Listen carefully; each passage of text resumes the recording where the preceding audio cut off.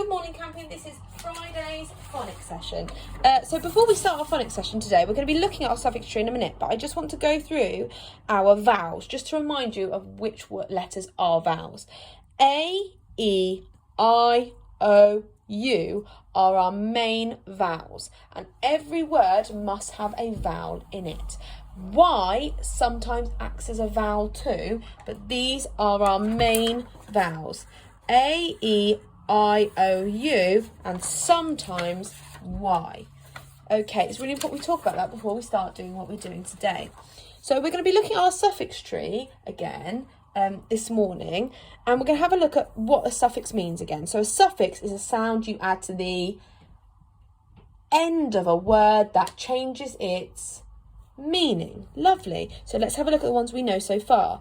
The ly suffix, ing, ed, es or s, est and We're going to look at those suffixes today.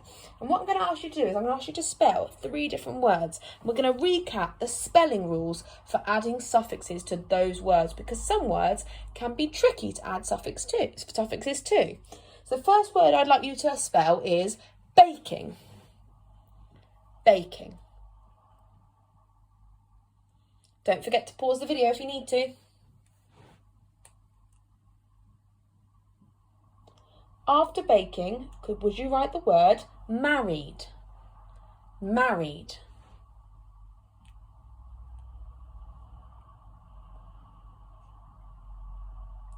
After married, would you write the word hopping? Hopping. And those are our 3 tricky words we're going to be spelling today. Baking, married, hopping. Pause the video if you need a little bit more time. Okay, we're now going to look at how we spelt those words, because the suffix, when we add it to the end of these words, we have to change the spelling of the word a little. It affects the spelling of the core word. The first example is baking. Now with baking, we have our word bake and we add the ing suffix. But when we add a suffix, we take away the e. Fantastic. This isn't true about all suffixes, but most suffixes.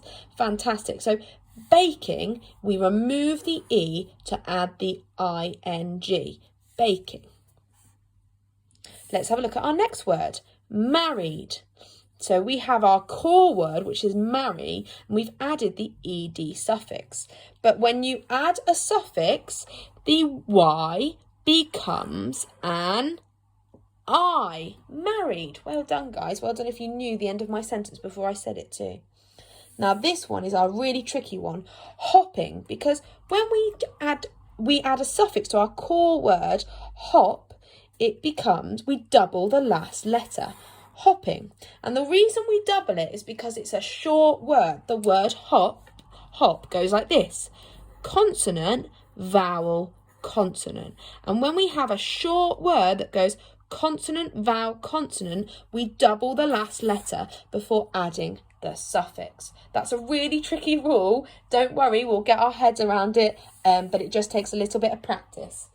So we're going to stop looking at our suffixes now. I'm going to have a look at our alternate spelling rule today.